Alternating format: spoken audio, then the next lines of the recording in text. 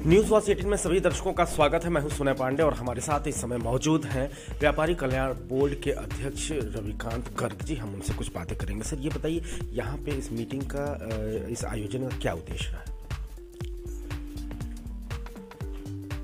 देश और प्रदेश का व्यापारी हमेशा से राष्ट्र के प्रति, समाज के प्रति समर्पित रहा है। व्यापारी का और उद्यमी का देश प्रदेश के राजस्व में सर्वाधिक योगदान है। यह देश की और प्रदेशों की प्रगति की रीढ़ का काम करते हैं। इनके द्वारा जो राजस्व एकत्रित करके सरकार को दिया जाता है, जिसका हिस्सा 60 से 65% है, उसके माध्यम से सारी जन कल्याणकारी योजनाएं और शासन प्रशासन की व्यवस्थाएं चलती हैं। किसी भी विभाग के माध्यम से या किसी भी कार्य में या कार्य प्रणाली में कोई कठिनाई, परेशानी, समस्या हो तो उसका समाधान करना सरकारों का कर्तव्य है। और उसी क्रम में उसको और तेज गति प्रदान करने के लिए व्यापारी कल्याण बोर्ड का गठन उत्तर प्रदेश सरकार ने, यशस्वी मुख्यमंत्री योगी आदित्यनाथ जी ने किया है। उत्तर प्रदेश व्यापारी कल्याण बोर्ड बनने के पश्चात व्यापारियों की समस्याओं के, कठिनाइयों के हल में बहुत तेजी आई है और लगभग वो समस्याएं अब ना के बराबर हैं। व्यापारी को और उद्यमी को अपने व्यापार और उद्योग के विकास के लिए जो कुछ प्राथमिकताएं होती हैं, नंबर 1, शांति व्यवस्था की स्थिति अच्छी होनी चाहिए, गुंडाराज और आपराधिक साम्राज्य से मुक्ति मिलनी चाहिए। उसको माननीय मुख्यमंत्री योगी आदित्यनाथ जी ने करके दिखाया है। फिर औद्योगिक और व्यापारिक विकास के लिए बिजली की पर्याप्त व्यवस्था हो, सुचारू व्यवस्था हो, उसको भी माननीय मुख्यमंत्री जी के द्वारा करके दिखाया गया है। आज संपूर्ण प्रदेश में और सभी नगरों, महानगरों, जिलों में और ग्रामीण क्षेत्रों में भी बिजली की पर्याप्त उपलब्धता है। तीसरा, इंस्पेक्टर राज और अफसरशाही के भ्रष्टाचार से व्यापारी और उद्यमी को मुक्ति मिले, उनके शोषण से मुक्ति मिले। ये तीसरी व्यापारी की, उद्यमी की प्राथमिकता होती है।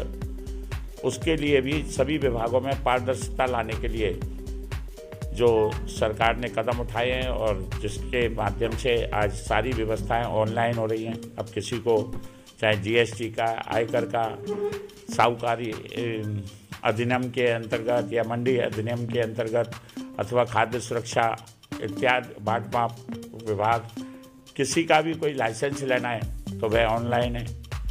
किसी का कोई रिटर्न दाखिल करना है तो वह ऑनलाइन होगा। रिफंड लेना है तो ऑनलाइन होगा। टैक्स जमा करना है या लाइसेंस फीस जमा करनी है तो वो ऑनलाइन होगी। किसी अधिकारी को किसी संबंध में कोई क्वेरी करनी है तो वो क्वेरी ऑनलाइन करेगा। क्वेरी का जवाब व्यापारी को, उद्यमी को देना है या करदाता को देना है तो वह ऑनलाइन देगा।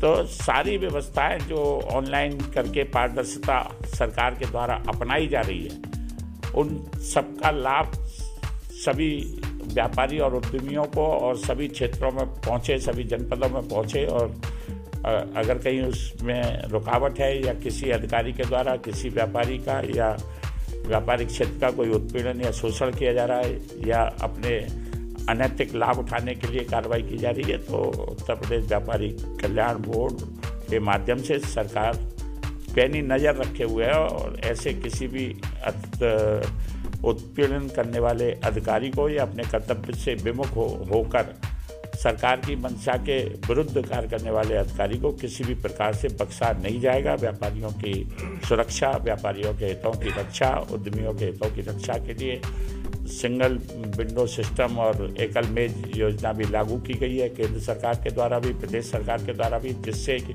समस्याओं का हल एक जगह बैठकर हो।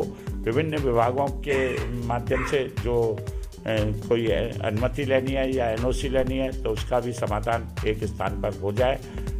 और सरकार के द्वारा व्यापारी कल्याण बोर्ड की सिफारिश पर 10 लाख रुपए का दुर्घटना बीमा योजना पंजीकृत व्यापारी के लिए जो लागू की गई। गल्ला मंडी में गल्ला व्यापारियों के लिए जो 3 लाख तक का बीमा कवर और कामगार और पल्लेदारों के लिए भी 5 लाख रुपए तक का बीमा कवर जो सरकार के द्वारा प्रदान किया गया है।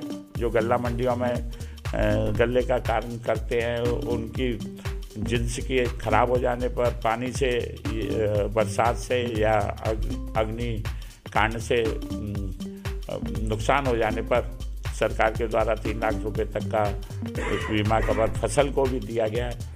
इस प्रकार से अनेक योजनाएं सरकार के द्वारा लाभकारी योजनाएं व्यापारियों के लिए, उद्यमियों के लिए एक जिला एक उत्पाद के माध्यम से औद्योगिक विकास और व्यापारिक विकास का रास्ता मुख्यमंत्री योगी आदित्यनाथ जी ने खोला है। और उसी के क्रम में 4.5 लाख करोड़ का जो उत्तर प्रदेश सबसे पिछड़ा क्षेत्र था और डूइंग बिजनेस में व्यापारिक और औद्योगिक गतिविधियों में 14वां स्थान उत्तर प्रदेश का था, वह आज दूसरा स्थान बनाए और 2022 में प्रथम स्थान पर लाने के लिए मुख्यमंत्री जी को पूरी तरह से संकल्पबद्ध है और अनेक योजनाओं के माध्यम से सभी को लाभ देने का काम कर रहे हैं। 4.5 लाख करोड़ रुपए का इन्वेस्टमेंट करने के लिए जो अनुबंध हुए उसमें से 2.5 लाख करोड़ के उद्योग विभिन्न निवेशों के माध्यम से लग चुके हैं। कोरोना काल में भी 45,000 करोड़ के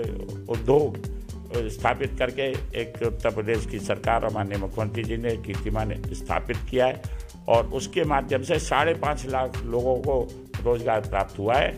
और विभिन्न योजनाएं जो चलाई जा रही है, चाहे वह मुद्रा योजना हो, चाहे महिला समूह योजना हो, उन सब माध्यमों से सरकार 10 लाख लोगों को रोजगार देने के लिए संकल्पबद्ध है। और उस विजन को जो आत्मनिर्भर भारत अभियान का विजन है, जो आत्मनिर्भर भारत के अभियान के माध्यम से प्रत्येक भारतीय को स्वदेशी, स्वावलंबी और स्वयं के उत्पादन या स्वयं के कुटीर उद्योग या स्वयं के रोजगार परक व्यापार या उद्योग के माध्यम से जो आत्मनिर्भर बनाने का कार्य है, प्रत्येक भारतवासी, प्रत्येक व्यापारी, प्रत्येक उद्यमी और प्रत्येक जनमानस का हर व्यक्ति उसको अपना विजन, अपना संकल्प बनाए।